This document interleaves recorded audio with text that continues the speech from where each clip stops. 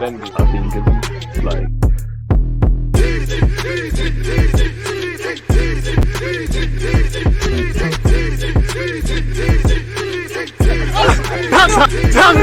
People deluded, I'm back again. Come on, Ian. Come on, Ian. People deluded. As you can see in front of me, people, Arsenal 1, Brentford 0, Brentford 0, Arsenal 1, and we're through to the next round of the cup. Now, my immediate thoughts on that is, first and foremost, at least I hope when I look at Mikel Arteta's press conference, there's no injuries. We've come through it with no injuries. We've made several changes.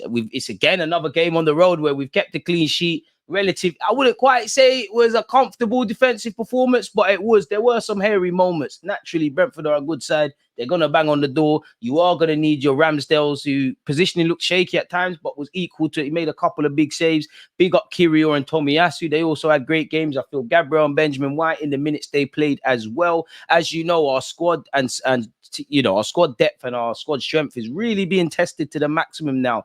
Bodies unfortunately are dropping like flies. So yeah, clean sheet through to the next round of the cup. No problems. Got to see Sego Jr. make his debut and get to see what it's all about being a professional footballer. Lovely to see a Lender scoring Reiss Nelson and actually set up by Eddie Nketiah. Eddie, I think, had a great game off the ball. He won us a lot of fouls. He was in the trenches. I think we had a decent performance, man. Second half, a couple of hairy moments as Brentford kind of went for it towards the end. Kirill, I believe, cleared it off the line, really, or he hit his bum or something like that. Pause. Either way, I don't care where it hits. As long as it don't go in, cool. Lovely to see Ramsdale get some minutes and get his start. Probably bet your bottom dollar that they're going to, that some journalists in some countries going to ask Ramsdale about Ramsdale stuff. Again, there's been a lot of circus around Ramsdale versus Raya to the point where we're asking Sheffield United players, Bournemouth players about the situation, guys that are not even goalkeepers. And if they're not doing that, they're interviewing all the other goalkeepers that have any remote connection to Arsenal, probably waiting on that Emi Martinez interview because you've asked Leno and Matt Turner. But back to the game. When you think of Brentford, regardless of the cup, regardless of any rotations, Thomas Frank's a big gaffer. Brentford have given a great account of themselves for a number of years now in football since they've started this project, and definitely in the Premier League. It's an evening fixture. The fans are there. It's a cup game. There's no margin for error. I was expecting a battle. I was expecting aerial duels. And maybe, again, the one thing I would say, it's another game where, obviously, we've gone through, we've kept a clean sheet, we've scored enough to matter, but it's another game where, and I know this was a bit different because we've made changes, but regardless, it's another game where could we have created more? Could we have created more opportunities? Because I'm still I know there's obviously a lot more, but I still don't feel like we're having enough shots on target, creating or converting enough opportunities for the attacking quality that we have. We're still able to put out Smith Rowe and Nelson and these guys and whatnot, people. Big up Smith Rowe. To see him get 81 minutes and a start for Arsenal is unheard of recently for him. Nice to see him come through that. I believe that's his 100th appearance for the football club. You've got Sego Jr. making his first one. Only got 99 to go to catch up Smith Rowe and counting, and Smith Rowe making 100, so that tells you what we're doing as a club. And I want you to kind of be like your protege. Well, you are the protege of Wenger. Like Wenger was giving these around, giving League Cup debuts like them cinnamon things in Westfield. But yeah, back to the game. I was expecting a battle. I think first half I saw a lot more control of the game than I expected against Brentford, really. I think Brentford on another day, a bit like the lessons we learned against Spurs, have to defend better because we got that goal out of nothing. Shout out to Eddie Nelson and Sego Jr. and everyone who helped with the press. We forced that error and we got the goal. But that goal kind of came out of nothing. I think Brentford probably kicking themselves for not taking their chances. Visa had a number of clear-cut opportunities. Obviously, an effort was cleared off the line. And Buemo didn't have his shooting boots. Their losses are gain as we're through to the next round. At this moment in time, no clue who we've drawn. I did think the players that came in did well. Kirill, Tomiyasu, Reiss Nelson. If it ain't going to be Kirill or Tomiyasu, I have to say Reiss Nelson, man of the match, and that's who I want to lean to. Havertz is kind of more of the same. I do think he's unfairly going to get scapegoated. I do think he had an opportunity where he took too long and ultimately put it on his right and it was blocked. But I think he was okay. We do need him to be better. I agree. And hearing the name Kai Havertz, probably a lot of you are going to be angry. Don't forget to like, comment, subscribe, and let me know your thoughts. But yeah, man. Off topic, Benjamin White, I don't know why you got a yellow card for time wasting. Refs bugging out in that regards. But I think we managed the game well. We got the goal. Obviously, Brentford are a very well coached side. They can play football and they can also be direct with the long throws and exploiting set pieces. They're going to be a well-drilled unit. Arsenal in that territory now. I won't quite say Brentford had a low block, but they're going to deploy a low block. They're not going to give much space. Early on, it looked like they were just trying to hit the flanks, if I was honest with you. As the first half kind of grew, they started to play football. Like you probably saw first 20-odd minutes, their keepers just going long. As the game went on, and more so in the second half when they're trying to get something out of the game, you saw them playing a lot more short and having a lot more variety. There obviously was a couple of misplaced passes that invited pressure. Obviously, there was 1-2 hairy moments and heart-in-mouth moments towards the second half. But generally, I think we did all right. I think the players that came in did all right. I think Jorginho had a great reaction to the performance. Well, ultimately, the turning point against Spurs. I think Nelson looking confident, playing with a swagger, looking stronger. I think Eddie did well. In particular, Tomiyasu, Kirio, big up yourselves. Gabriel and Benjamin White, the same. So yeah, man, we did what we needed to do, really and truly.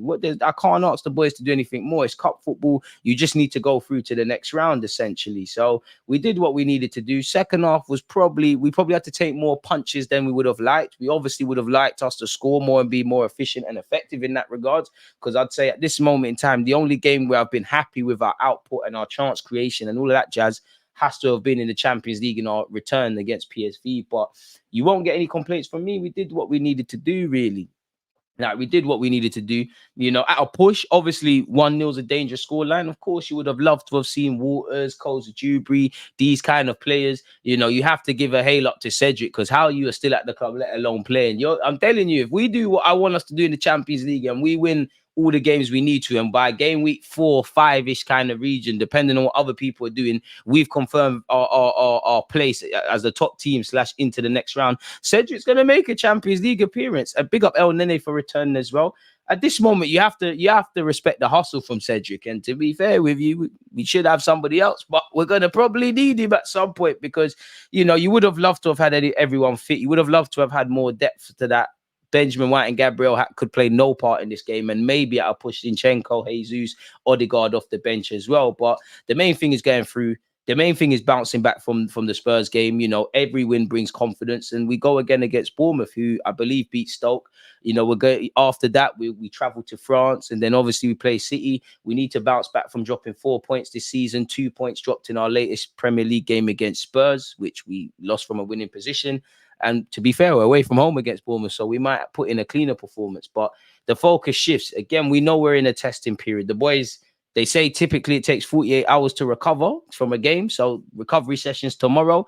And then we prepare for Bournemouth and the travelling there. The games are coming thick and fast. They're not getting any easier, people. We're in a definitive period now. October is real. As I said, Manchester City, Lens in the second game of the Champions League, Bournemouth in a second as well, really. So we need to keep getting these points and keep doing what we're doing, really. But in relation to tonight, against a very good Brentford side, who on another day, we might be looking at it differently, we walked away with it, really. And I think maybe a couple of players might have played their way into Sunday's programming with Mikel Arteta. I don't expect to see necessarily every one of those, but I don't think Ramsdale's going to start ahead of Raya, but I think he did all right with his passing generally today. I think Tomiyasu, good performance. Kirio, he's probably unfortunate that Zinchenko is so key to the system, and you've got Gabriel and Saliba with a great partnership there, but he had a decent game. Pardon me, as I said, lovely to see Smith-Rowe come back into the fold. And where you look at Arsenal right now, because of where we're at, we know if Martinelli, Trossard's fit, they'll probably grab that left wing spot. But right now, Arteta's trying to find solutions. If he drops out, Eddie Jesus moves up there.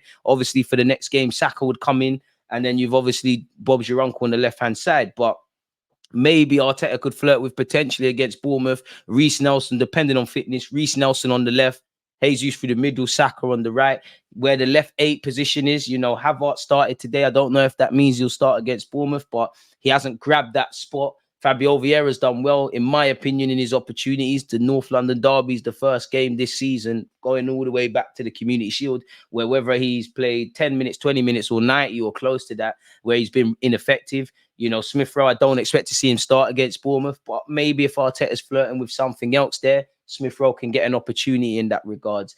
Also happy to see Saka and Declan Rice have played no part. Apparently there's positive news where Rice is concerned, and anytime Saka can be rested, the better. But as we know, Arteta was a bit mixed in relation to if Saka could even be involved against Bournemouth. As long as we get some players back for the Manchester City game, not that we can look beyond Lens and obviously Bournemouth, because the games are coming thick and fast and whatnot. Yeah, people. But in relation to this game, let me know your thoughts. Smash the like button. We're through to the next round. There's no dramas in that regards. We can make the short travel back, I guess, from West London to North. You know, through to the next round, and we'll see who we draw. Smash the like button. Check out the rest of the other vids. Let me know your thoughts on everything, people. Player performances, player ratings, etc., etc. Make sure you're all at the watch along against Bournemouth. And shout out to everyone who's not only watched that watch along but tuned in now. We kick off at 3 p.m. on Saturday, so I'll be live from 2 p.m. UK time. That being said, good morning, good afternoon, good evening, and of course, good night to those of you in the United Kingdom. Let me know your thoughts. Like, comment, subscribe. Thank you for listening. One love. You always use that active red light, defending. I've been given like.